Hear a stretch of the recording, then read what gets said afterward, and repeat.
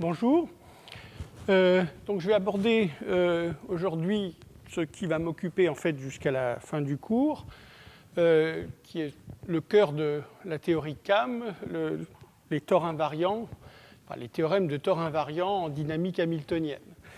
Alors pour aujourd'hui, je vais quand même essentiellement faire des rappels de dynamique hamiltonienne, enfin, et de géométrie symplectique, qui est le support géométrique pour la formulation de la mécanique, et terminer par ce qui est l'énoncé, disons, le plus basique de théorème de tors invariant, celui qui remonte à Kolmogorov en 1954.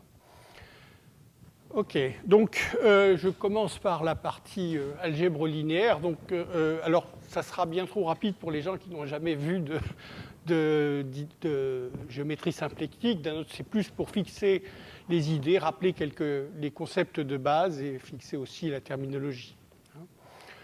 Donc, d'abord au niveau linéaire. Donc, un espace vectoriel symplectique, c'est un espace vectoriel muni d'une forme bilinéaire alternée non dégénérée, et donc automatiquement la non-dégénérescence force la dimension de l'espace à être paire, et donc une telle forme s'appelle ici forme symplectique, que je la noterai en général oméga.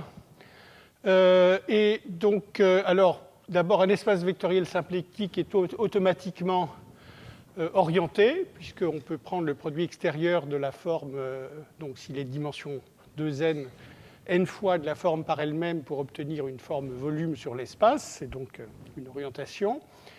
Alors, du point de vue de la représentation par des bases, si je prends une base de l'espace, la forme va s'écrire sous cette forme-là, justement, enfin la forme symplectique va prendre cette apparence, et donc la matrice oméga ici doit être antisymétrique, non dégénérée. Donc on obtient comme ceci toutes les formes symplectiques sur R2n. Et il y en a une qu'on préfère regarder. En fait, le prochain slide va dire qu'elles sont toutes équivalentes par automorphisme. Donc on appelle forme symplectique canonique celle qui est représentée par cette matrice, donc clairement antisymétrique et non dégénérée. Donc voilà pour les formes symplectiques. Alors ensuite, il y a le groupe symplectique qui va apparaître. Alors d'abord, le groupe linéaire. Le groupe linéaire, quand on le fait agir sur l'ensemble de l'espace des formes symplectiques sur E, il agit transitivement. Et donc en fait, on peut toujours trouver une base. Le contenu, c'est qu'on peut toujours trouver une base de E telle que la forme symplectique se représente par la matrice J que j'ai écrite il y a un instant. Et le stabilisateur d'une forme symplectique oméga, c'est ce qu'on appelle le groupe symplectique de cette forme symplectique, SP de E oméga. Donc c'est un sous-groupe de Lie du groupe linéaire de E. Et donc on appelle automorphisme symplectique, enfin en tout cas j'appellerai automorphisme symplectique les éléments de ce groupe. Alors on peut regarder, comme c'est un sous-groupe de Lie, on peut regarder l'algèbre de Lie associée avec un petit s au lieu de grand S. Et donc on obtient un petit calcul immédiat, vous dit que c'est l'ensemble des endomorphismes, petit a de grand E, qui vérifie cette relation pour tout VV'.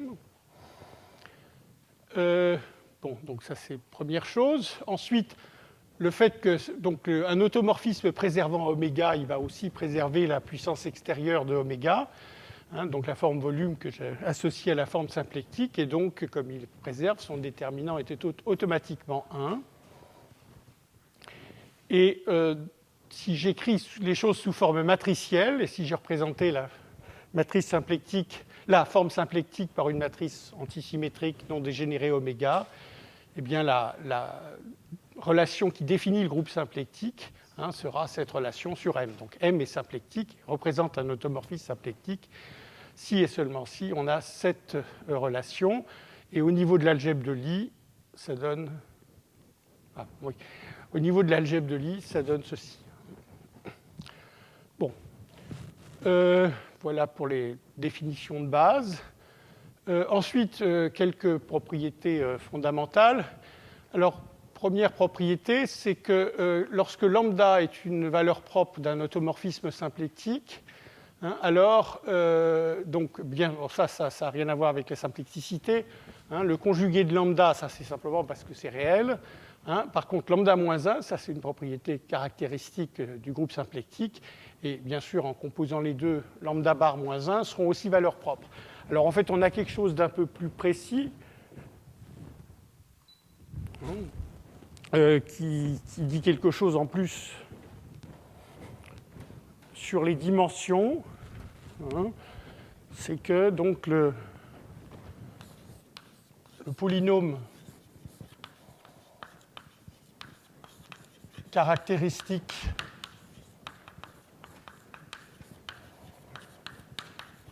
d'un automorphisme symplectique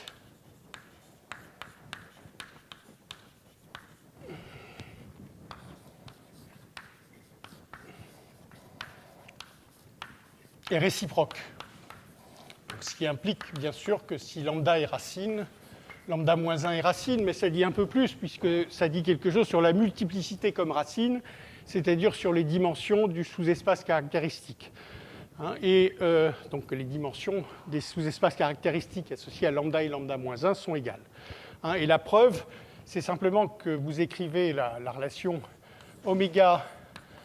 Alors, vous prenez un n qui, enfin, je vais écrire m, assez grand simplement pour que le noyau de A moins lambda soit le sous-espace caractéristique associé à lambda. Dès que m dépasse la dimension de l'espace, il n'y a pas de problème. Et quand vous écrivez oméga de ceci, ben, vous pouvez, comme c'est un automorphisme, faire passer chaque puissance de A, quand vous développez ceci en une puissance de A moins 1, hein, par automorphisme, vous obtenez oméga de x, A moins 1, moins lambda, puissance m, y. Et donc vous voyez que l'orthogonale, alors quand je dis l'orthogonale, c'est bien sûr la seule forme, c'est l'oméga orthogonal du noyau de A moins lambda, puissance m, donc qui sera le sous-espace caractéristique, hein, est contient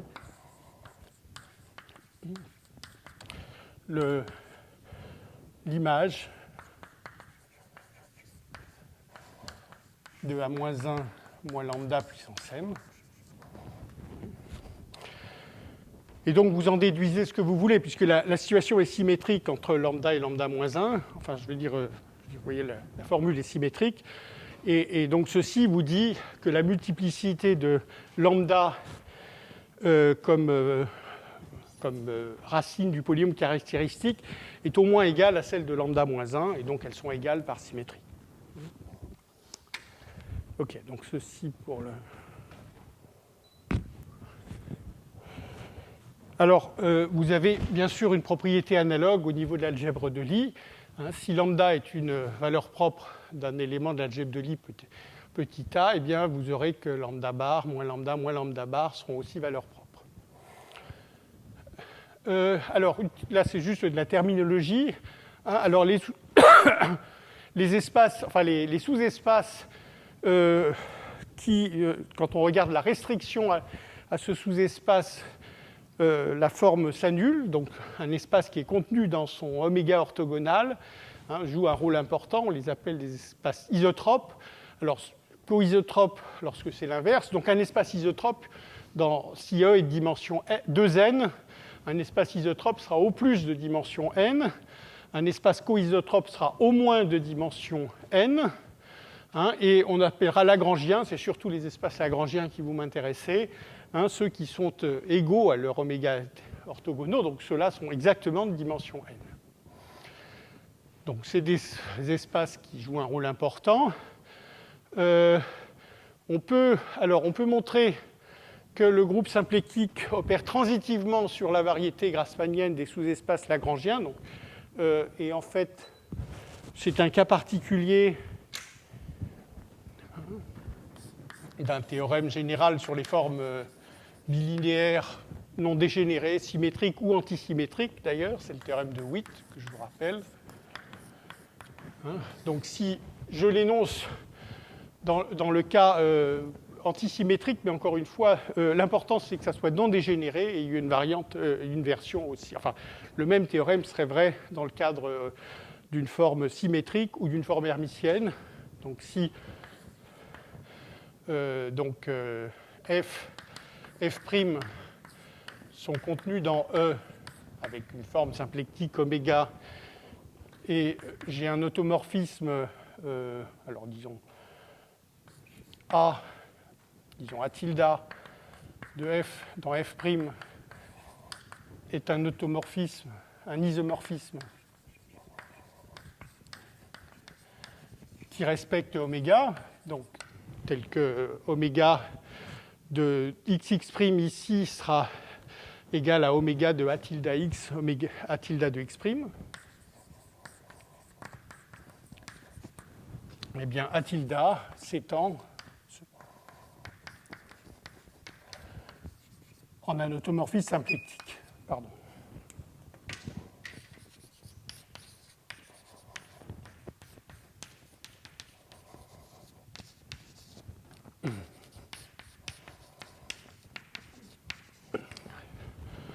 Donc bien sûr, vous pouvez vous appliquer ceci avec f et f', deux sous-espaces lagrangiens quelconques, hein, donc ils sont de même dimension, donc il y a certainement un isomorphisme de l'un sur l'autre. Hein, et comme la forme restreinte à f ou restreinte à f', la forme oméga est identiquement nulle, automatiquement n'importe quel isomorphisme va respecter cette forme. Et donc vous pourrez l'étendre en un automorphisme symplectique et donc trouver un automorphisme symplectique qui envoie f sur f'. Donc ça justifie la transitivité de l'action sur la variété lagrangienne, grassmannienne lagrangienne. Alors que je vais repasser au tableau, je ne vais pas effacer. Alors finalement, des questions de dimension. Hein, si vous regardez la variété grassmannienne, elle est de dimension 1,5 nn plus 1, et le groupe symplectique, lui, est de dimension n 2n plus 1. Donc le plus simple, c'est de vérifier, donc quand vous prenez j égale 0,1 moins 0, la forme symplectique canonique, il suffit de vérifier ce cas-là. Ben, vous pouvez vérifier qu'une matrice, alors c'est des matrices par bloc, hein, ABCD appartient à SP, donc l'algèbre de Lie. Hein, l'algèbre de Lie R2N J, donc avec cette forme. Hein, ça revient à dire que BC sont symétriques,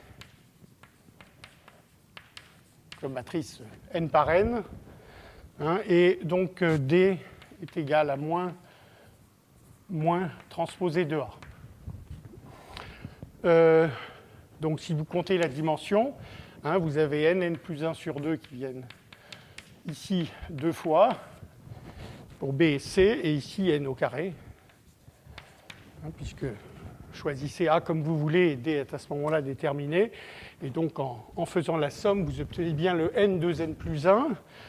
Et ensuite, si vous savez que ça opère transitivement. Donc, ce que vous regardez, c'est qu'est-ce qui se passe si je veux que alors, ici, avec cette matrice, le sous-espace engendré par les n premiers vecteurs de base, hein, celui qui correspond au premier bloc, celui-là est lagrangien.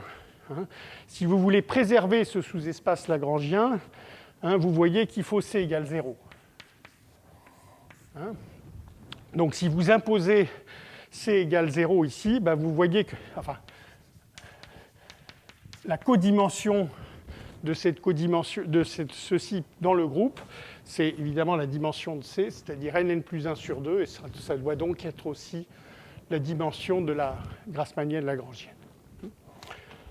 Donc, voilà pour ce qui est des dimensions. Et je crois que c'est à peu près tout sur la partie strictement algèbre linéaire. Alors, maintenant, ayant fait de l'algèbre linéaire, enfin les choses au niveau linéaire, donc on va maintenant passer au niveau des variétés, de la géométrie elle-même. Donc, une variété symplectique, hein, ça sera donc une variété automatiquement de dimension paire, ça fait, enfin je veux dire, puisqu'on va la munir d'une forme symplectique. Donc c'est quelque chose, qui est une deux formes partout non dégénérée. Donc ça, c'est la condition. Je veux dire, sur chaque espace tangent, je vais avoir une forme symplectique, mais en plus, on réclame que cette deux formes, donc condition locale, que ces deux formes soient fermées. Donc, voilà, donc ce que je viens de dire, l'espace tangent est donc un espace vectoriel symplectique en tout point. Alors automatiquement, là je reprends un petit peu ce que j'ai fait dans le cadre linéaire, quand je vais faire le produit extérieur de la forme de la deux formes, maintenant oméga, n fois, j'obtiens une deuxième forme qui va être une forme volume. Et donc automatiquement, une variété symplectique est munie d'une forme volume. Il y a un volume canonique qu'on appelle aussi forme de Liouville, forme volume de Liouville. Alors ensuite, il y a la notion bien sûr de diffeomorphisme symplectique ou de ce qu'on appelle aussi symplectomorphisme, entre deux variétés symplectiques m oméga, m prime oméga prime, de même dimension, bien sûr, enfin bien sûr parce que je veux que ce soit un diffeomorphisme. Eh bien, je demande simplement que cette forme-là, son pullback, soit égal à oméga. Donc, toutes les définitions naturelles, si j'ose dire. Et automatiquement, bien sûr, les formes volumes correspondantes vont être préservées. Donc, évidemment, quand je fixe m oméga, donc je prends m égale m prime, oméga prime dans cette définition, j'obtiens un sous-groupe du groupe des diffeomorphismes que je note comme ceci, qu'on appelle groupe des symplectomorphismes de classe CR. OK. Ensuite, donc, des exemples. On a des exemples linéaires. J'ai pas eu vraiment besoin. Enfin, j'ai donné un exemple qui est l'exemple universel qui était avec la matrice J. Alors, on va voir en fait d'une certaine façon, si on regarde seulement les choses localement, il y a aussi un seul exemple universel, mais ça sera le prochain transparent. Non, peut-être pas. Enfin, je ne sais plus si c'est le prochain. Alors, d'abord.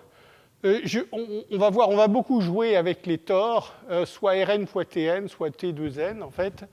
C'est pour ça que je les introduis tout de suite.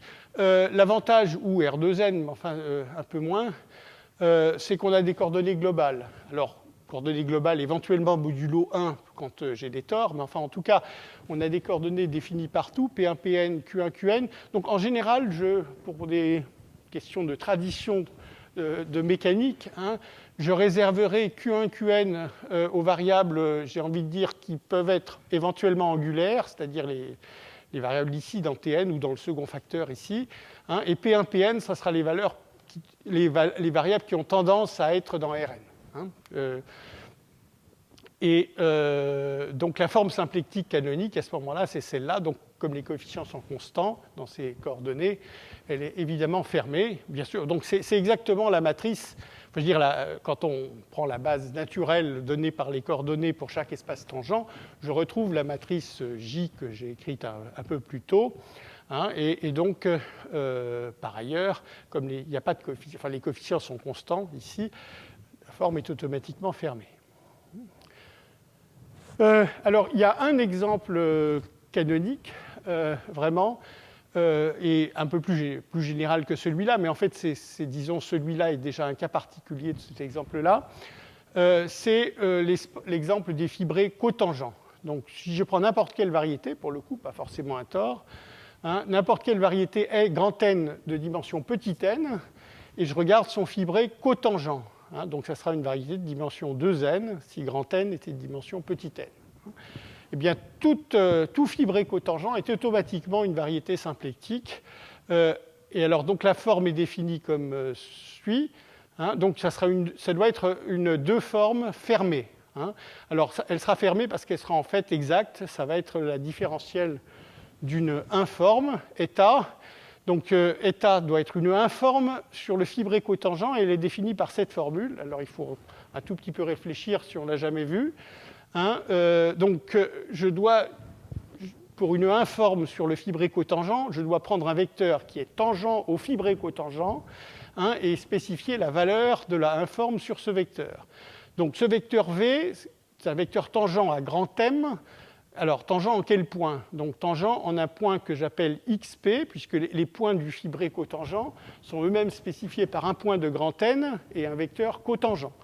Donc x est un point de grand N, la variété tout en bas de dimension petit n. P, c'est donc un point dans la fibre, et donc xp, c'est un point de grand M. Okay. Et donc maintenant, j'ai cette formule. Donc ici, pi, c'est cette application.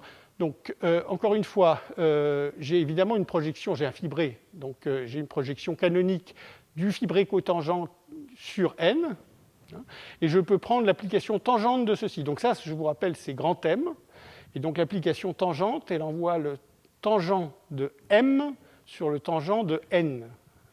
Donc en prenant V, qui était un point du tangent de M, j'obtiens, en prenant cette application, un point du tangent de N. Maintenant, j'ai un vecteur du tangent de N en X, et puis P, c'était un point du cotangent de N, et donc j'ai une dualité qui me permet de faire le crochet ici, et d'obtenir un nombre. Donc c'est la seule façon raisonnable, sans données supplémentaires du genre métrique, etc., d'obtenir quelque chose. Donc, cette formule marche, c'est indéniablement une informe, et donc le différentiel sera une de forme. Alors, il faut quand même vérifier quelque part qu'elle est non dégénérée, mais ça, bon, vous écrivez localement ceci dans des coordonnées, localement au voisinage d'un point, et vous retombez en fait sur cette formule, enfin, je veux dire, si les coordonnées sur la variété sont Q1, Qn, et que vous prenez P1, Pn comme les coordonnées linéaires associées dans l'espace tangent, la forme état sera somme des PI dQi. Et donc la différentielle sera somme des dPi wedge dQi. Voilà, donc voilà pour l'exemple, j'ai envie de dire, universel et canonique. Et il est naturel, si j'ose dire, c'est-à-dire quand j'ai un diffeomorphisme quelconque entre variétés, donc de dimension petit n, eh bien, alors attention, parce que T star f, ça a tendance à aller dans l'autre sens, mais comme j'ai pris un diffeomorphisme, je peux utiliser f-1 pour aller dans le sens que je veux, c'est pour ça que je le mets dans ce sens-là, et j'obtiens comme ceci un simple ectomorphisme entre les fibrés cotangents. Donc, cette construction étant canonique, si j'ose dire, elle est automatiquement préservée par les changements de variables, enfin par les diffeomorphismes. Bon. Alors, encore une fois, donc c'est la géométrie symplectique, c'est totalement, j'ai envie de dire, différent de la géométrie riemannienne, dans le sens où vous n'avez pas du tout d'invariants locaux. Donc c'est le contenu du théorème de Darboux.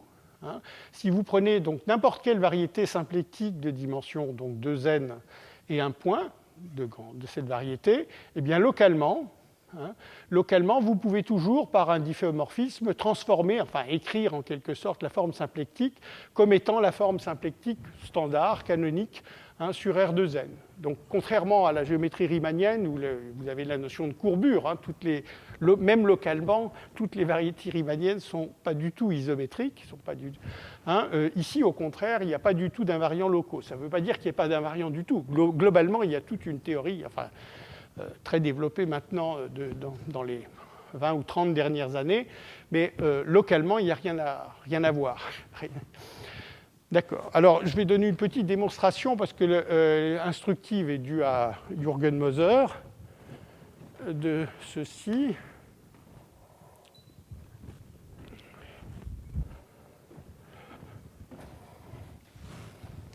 Et aussi parce qu'on verra ensuite une sorte de généralisation de ce théorème d'Urweinstein.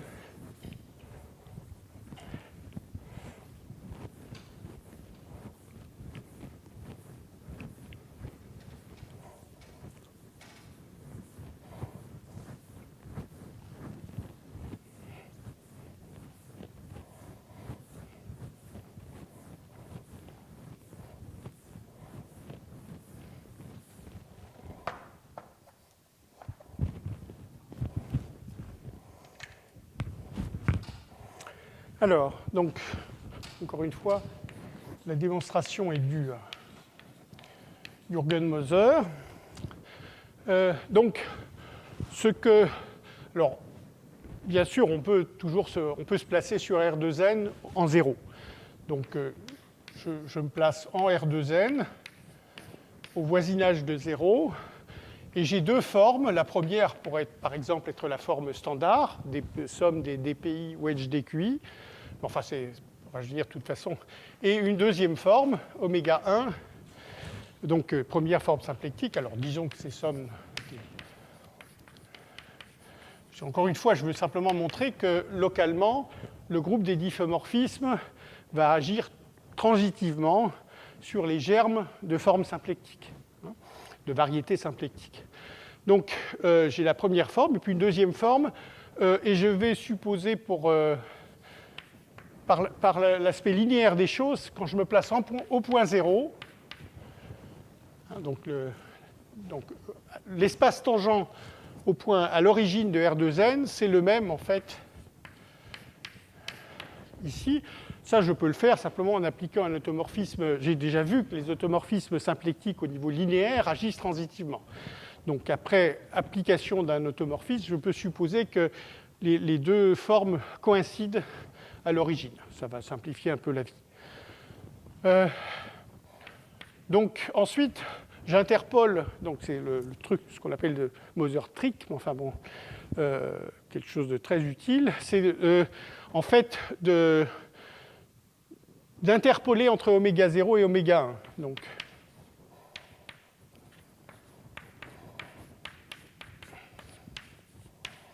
linéairement, et donc en se plaçant au voisinage de l'origine, la combinaison de ces deux va continuer à être non dégénérée, fermée bien sûr, puisque je combine des formes fermées, donc c'est aussi une forme symplectique. Alors je vais chercher un diffeomorphisme dépendant de T, bien sûr, tel que, alors que je le dise dans le sens que je veux, je pense, oui.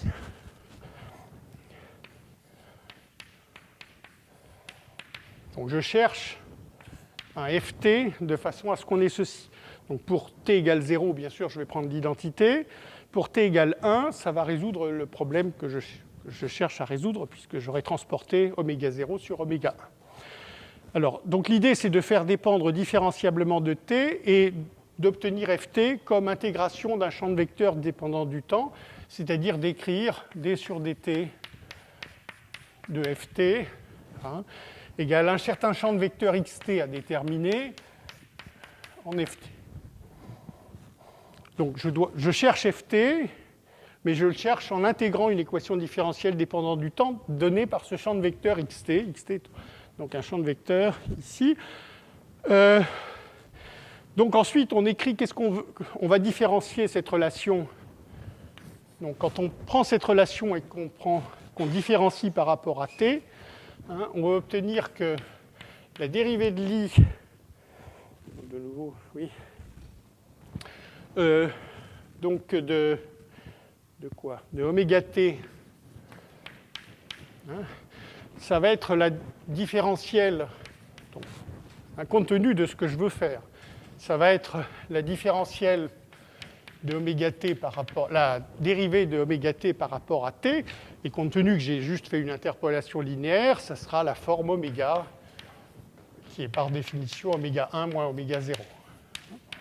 Alors celle-là n'est plus une forme symplectique, mais enfin c'est quand même une deux formes. C'est plus une forme symplectique puisqu'elle s'annule identiquement à l'origine. Alors, ceci étant, là, on se rappelle la formule, je crois que c'est de Cartan, si je ne m'abuse, qui donne la dérivée de l'i en fonction de... Enfin bon, je l'écris la formule. De façon générale. Donc, ix, c'est le produit intérieur, et d, c'est la différentielle extérieure, cette fois-ci. Donc ça, c'est tout à fait général. Donc quand j'applique cette relation à cette formule ici, j'obtiens quoi? Alors, oméga t, c'est une forme fermée. Donc le d oméga t sera 0. D'accord? Alors ensuite, donc, je vais avoir d ixt oméga t égale oméga. D'accord? Alors, oméga, c'est une forme fermée.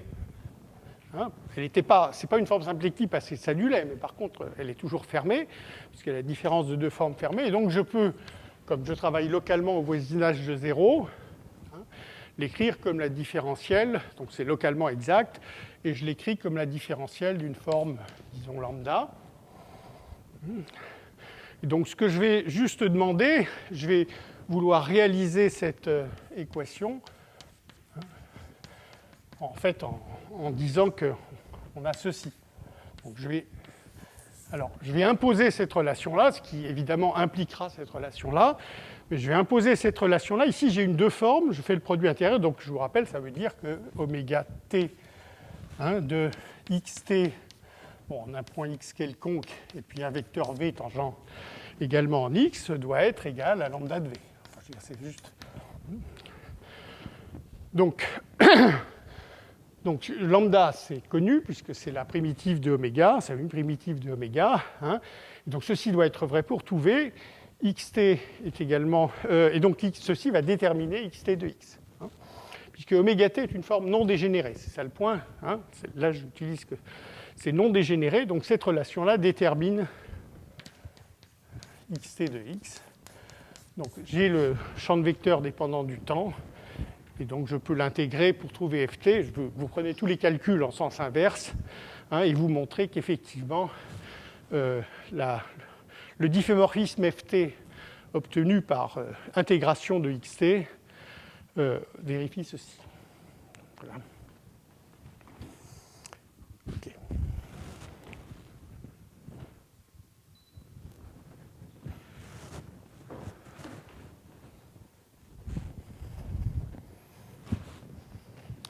Donc voilà pour le théorème de Darboux. Alors, sous-variété lagrangienne. Donc, on a vu que c'était qu'un espace lagrangien, c'est un espace dimension n sur lequel la forme s'annule identiquement, en d'autres termes, qui est son propre orthogonal pour la forme oméga. Ce sera la même chose, évidemment, au niveau non linéaire, en quelque sorte. Donc, si j'ai une sous-variété L dans une variété symplectique, je dirais qu'elle est lagrangienne si son espace tangent est un sous-espace lagrangien. Donc, c'est une sous-variété de dimension moitié. Alors, donc juste là, c'est plus pour illustrer la notion de sous-variété lagrangienne, comment est-ce qu'on en rencontre facilement. Alors, comme j'ai un seul exemple de variété symplectique, essentiellement, qui est celui des espaces cotangents, c'est là-dedans que je vais regarder. Donc, je prends une variété n, et je vais regarder la variété symplectique, donc, qui est le fibré cotangent. Et là-dedans, je vais regarder quoi? Je vais regarder le graphe. Donc, je vais me donner une informe sur la variété n. Une informe. Si j'ai une informe, ça veut dire en chaque point de n, un vecteur de l'espace cotangent. Évidemment, dépendant de façon différenciable, enfin régulière, du point en question. Et donc, je peux regarder ce que j'appelle le graphe. Le graphe de θ, donc ça devient une sous-variété du fibré cotangent. Et donc, ce qu'on a, c'est qu'effectivement, cette sous-variété est lagrangienne, si et seulement si, en fait, la forme θ sur la variété n était fermée. Et donc, bon, c'est un petit calcul que j'ai indiqué sur le slide. Je prends des coordonnées locales, Q1, Qn. J'écris dans ces coordonnées locales la forme θ, donc avec des fonctions θi. θi sont des fonctions des variables Q1, Qn. Alors, je regarde donc, je construis une base de l'espace tangent au graphe de θ en me servant des coordonnées pour justement prendre dans la direction du point de vue de la projection sur n, je vais utiliser le champ de vecteur d sur dqj, donc qui va être la première composante de xj, et dans la direction de la fibre, puisque les coordonnées ici, c'est Q1, Qn sur la base et P1, Pn dans la fibre. Ça sera donc ici, voilà la composante. Bon, si θ s'écrivait sous cette forme-là, voilà la composante de xj dans la fibre. Donc, quand vous écrivez ensuite, il faut se rappeler la définition de la forme symplectique sur l'espace cotangent, et cette définition vous donne cette formule quand vous prenez la oméga de xj, donc oméga c'est la forme symplectique sur l'espace cotangent, vous obtenez cette relation-là, en fait, je veux dire, une combinaison de ces deux, enfin, je veux dire de ces deux de ceci et du truc symétrique. Et donc, effectivement, oméga va être nul si et seulement si, pour tout jk, si et seulement si, donc dθk sur dqj égale dθj sur dqk, c'est-à-dire effectivement que la forme θ est effectivement une forme fermée. Alors, vous avez une petite variante au niveau, qui est essentiellement pas la même proposition, mais une proposition dans le cadre des diffeomorphismes, des symplectomorphismes.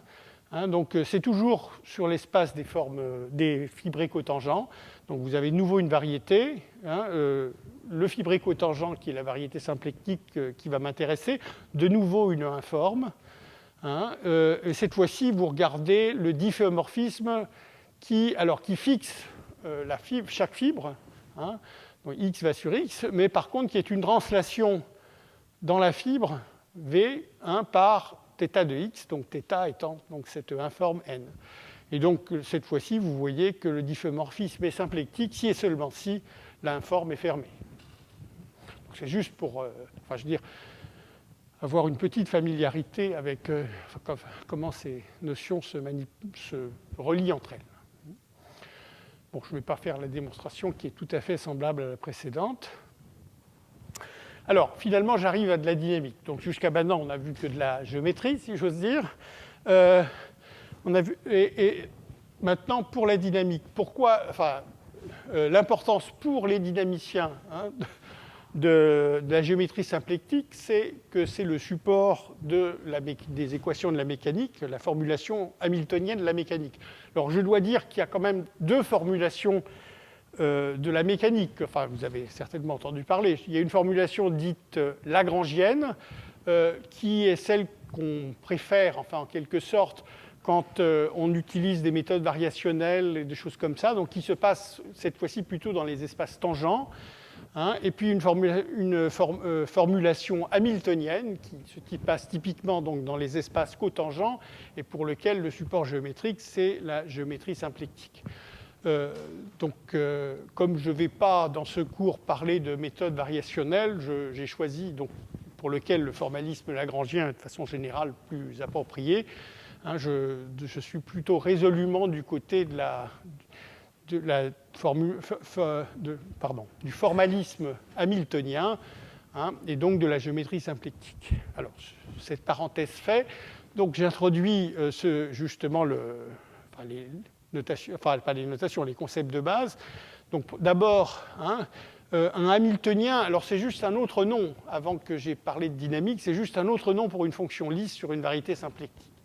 Donc, tant qu'on n'a pas, en quelque sorte, regardé la dynamique associée, ça paraît de la terminologie inutile, mais le point, c'est que quand j'ai un hamiltonien, j'ai tout de suite envie de regarder le champ de vecteurs hamiltonien associé, donc un champ de vecteurs sur la variété symplectique grand M, qui est donc obtenu à partir de la différentielle de la fonction. Donc j'ai h, donc j'ai en chaque point, donc j'ai une forme linéaire en chaque point de l'espace tangent, dh, et donc comme oméga est non dégénéré, cette formule ici me définit un vecteur tangent xh en chaque point donc de la variété grand M. Donc j'ai un champ de vecteurs associé par la forme symplectique à n'importe quelle fonction lisse que j'appelle hamiltonien.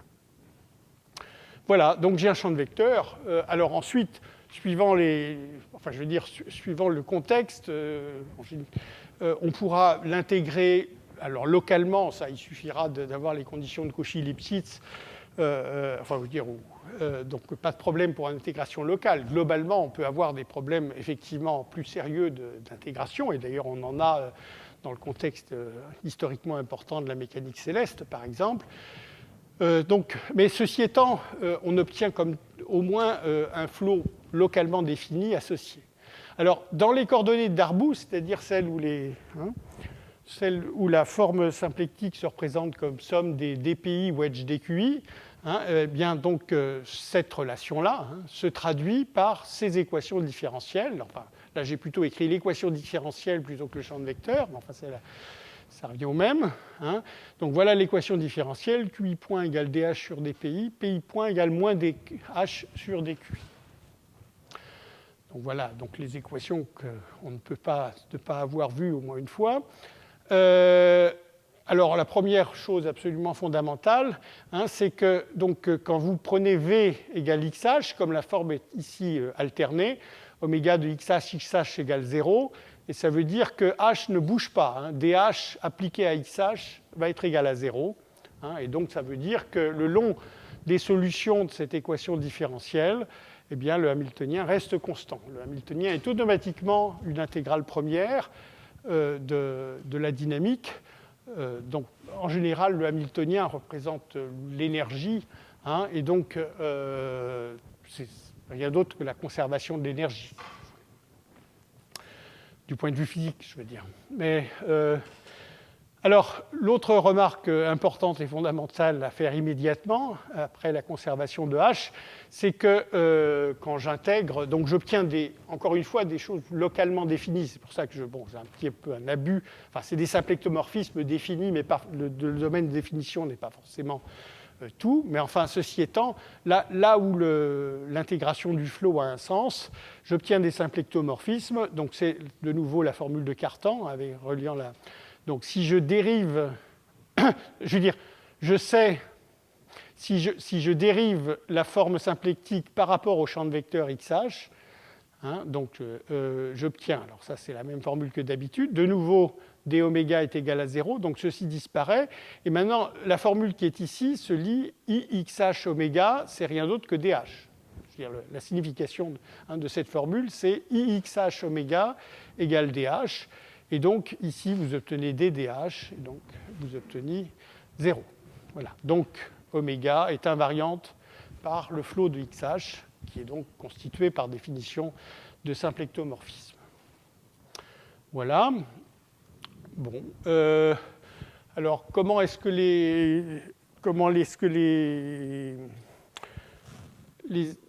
les champs de vecteurs hamiltoniens se transforment par changement de variable symplectique? Eh bien, en fait, il suffit de faire le changement de hamiltonien, c'est-à-dire que si j'ai donc deux variétés, a priori deux variétés symplectiques, un hamiltonien H' sur la première, et puis donc un diffeomorphisme symplectique entre les deux, donc je peux bien sûr définir un hamiltonien sur la première variété, grand M, en composant, en regardant H' rond F, j'obtiens un hamiltonien sur grand M. Et ça ne vous surprendra pas. Donc l'application tangente TF, donc du tangent de M sur le tangent de M', va envoyer le champ de vecteur hamiltonien XH qui se trouve ici sur le champ de vecteur hamiltonien XH' qui se trouve ici. De nouveau, c'est un petit calcul qui est détaillé ici. Je calcule donc oméga prime des images. Donc ici, j'ai pris les images par TXF d'un vecteur V et du champ de vecteur hamiltonien XH de X. Donc, par définition, comme F est symplectique, je peux éliminer TXF de chaque côté et remplacer oméga prime par oméga. Donc, j'obtiens oméga de V XH. Ensuite, je prends la définition du champ de vecteur hamiltonien XH, ça doit être égal à dXH de V. Ensuite, je différencie cette relation H égale H' rond F. J'obtiens dfx H' de TXF de V, donc j'ai juste différencié cette relation. Et finalement, je reprends la définition maintenant du champ de vecteur hamiltonien H', et j'obtiens ceci. Quand je compare les deux, ceci est vrai pour tout V, et donc j'obtiendrai que les XH' de f de x doit être égal à TXF de XH de x. Bon, enfin, tout ça pour dire que tout se passe bien, il n'y a pas d'accident, enfin je veux dire, les choses sont comme on pense qu'elles devraient être. Voilà. Alors, voilà un hamiltonien sur lequel on va revenir, mais dans le tout dernier cours.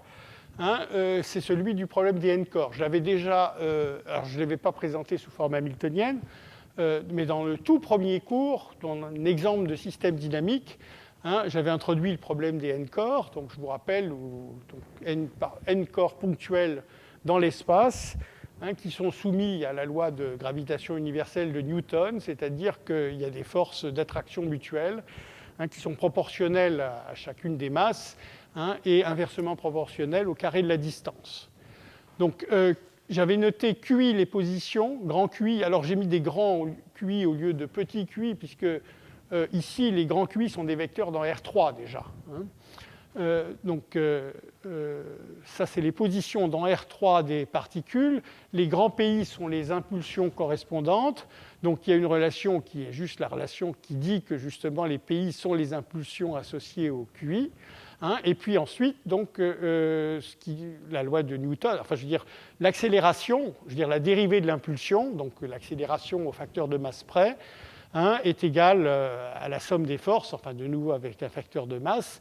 Et ici, j'ai donc écrit effectivement que c'est dirigé suivant les axes joignant les planètes, enfin les corps, et inversement proportionnel au carré de la distance. Donc ces équations, hein, en fait, proviennent d'un Hamiltonien, qui est celui-là. Voilà. Donc évidemment, je suis dans une situation singulière, c'est-à-dire que ici, donc ça c'est la partie énergie cinétique, hein, que vous reconnaissez. Ici, c'est la partie énergie potentielle. Donc l'énergie potentielle étant inversement proportionnelle à la distance entre les planètes, pour chaque paire de planètes. Hein, elle n'est pas définie lorsque les positions sont égales, ce qui n'est pas surprenant. Enfin, je veux dire, ça correspond aux collisions entre planètes. Et donc ça posera des problèmes d'intégration, certains un peu triviaux, parce qu'effectivement, je peux arriver sur ce genre de position, mais il y a aussi des problèmes beaucoup moins triviaux, où je peux, sans que ceci s'annule en temps fini, hein, néanmoins voir les solutions disparaître à l'infini en temps fini. Donc là, c'est des résultats beaucoup plus sophistiqués, mais enfin, c'est juste pour dire que ce champ de vecteurs hamiltonien particulier, hein, n'a pas de flot globalement défini. Il faut faire attention à justement l'ensemble des points, enfin, je veux dire la possibilité, hein, d'intégrer le flot pour tout temps, ce qui n'est en général pas possible, justement. Voilà, alors, pour la suite, donc j'arrive à une classe de Hamiltoniens. Alors, disons que ce n'est pas ceux-là qui vont être le centre de l'attention, mais c'est ceux qui sont proches d'être complètement intégrables. Donc, qu'est-ce qu'on appelle un Hamiltonien complètement intégrable? Alors, je vais revenir, j'ai une remarque un peu plus tard, mais ça sera plutôt dans la seconde heure. Hein, je pars donc d'un Hamiltonien qui se trouve sur le produit d'un tor de dimension n. Donc j'aurai une petite remarque pourquoi un tor, mais enfin d'un tor de dimension n multiplié par un ouvert de Rn.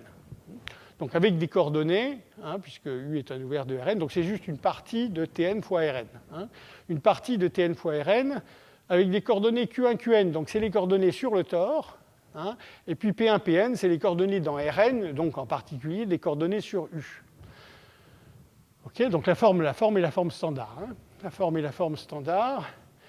Et donc je dirais, alors c'est peut-être pas la définition la plus générale qu'on puisse donner, mais enfin c'est celle qui m'intéresse. Hein, je dirais qu'un Hamiltonien sur un tel ouvert est complètement intégrable, hein, s'il ne dépend en fait que des variables qu'on appelle les variables d'action. Ici, c'est les variables P1, Pn. Les premières variables qui sont ici. Donc, c'est les variables qui sont dans U. Hein, les coordonnées qui décrivent la position dans U. Alors, quel est l'intérêt de cette notion? C'est que dans ce cas-là, on peut complètement et facilement intégrer les équations de la dynamique. Si je regarde, donc, alors, juste une question, on appelle les autres coordonnées Q1, Qn, donc qui sont des coordonnées sur le tor, hein, s'appellent de façon peu surprenante des variables angulaires, puisqu'elles sont définies modulo 1. Hein, modulo 1. Et donc les équations de Hamilton s'écrivent, bon, puisque j'ai la forme standard, hein, les équations de Hamilton ont la forme standard. Donc PI point, c'est la dérivée partielle, enfin moins la dérivée partielle de H par rapport au QI, mais comme H ne dépend pas des QI, ça fait 0. Hein, et donc les PI vont rester constants au cours du temps, hein, vont être... par contre, les QI, QI, je dois dériver H par rapport à PI, je vais obtenir donc un certain nombre que je dis alpha i de P, parce que maintenant, P étant constant, hein, la quantité qui apparaît ici, elle ne va pas non plus bouger au cours du temps. Donc, par contre, elle n'est pas nulle, je veux dire. Hein. Donc, j'obtiens QI point égale une certaine constante, avec donc les alpha i de P qui forment un vecteur, alors un vecteur dépendant de P, hein, bien sûr. Un vecteur dépendant de P, mais qui s'appelle le vecteur des fréquences. Donc, je récapitule, enfin, qu'est-ce que me disent ces équations, hein? L'espace des phases, Tn fois U, hein, on appelle souvent je n'ai pas introduit formellement cette notation parce que, je veux dire, quand on regarde un champ de vecteurs hamiltonien défini par un hamiltonien H, la variété symplectique sous-jacente s'appelle en général l'espace des phases, mais donc c'est juste la variété symplectique sous-jacente. Eh bien, vous voyez qu'elle est feuilletée par les tors, donc je fixe la valeur des coordonnées P, donc c'est des tors de dimension n, hein, et chacun de ces tors est invariant par le flot de XH. Hein, c'est ce que me disait cette propriété ici. Ensuite, oui, alors, pardon. Alors, qui plus est, donc l'affirmation suivante, c'est chacun des tors est lagrangien. Hein, lagrangien, puisque, encore une fois, la forme symplectique, c'était somme des dpi wedge dqi. Hein, et puis maintenant, j'ai fixé toutes les coordonnées P, donc tous les dp sont nuls, et la restriction de la forme sera donc 0. Hein, donc chacun des tors est lagrangien. Hein, et si je regarde la restriction de XH à un tore particulier, P égale P étoile, eh bien j'ai un champ de vecteurs qui est constant. Hein, constant, donc avec des coefficients alpha i de P étoile. Donc il s'exprime bien sûr en fonction des coordonnées D sur DQI comme somme des alpha i de P étoile D sur DQI. Donc ici des coefficients hein, qui dépendent encore une fois du tore considéré. Hein. Ils dépendent du tore considéré, mais une fois que j'ai fixé le tore, hein, ça ne varie plus sur le tore. Donc c'est un champ de vecteurs constant.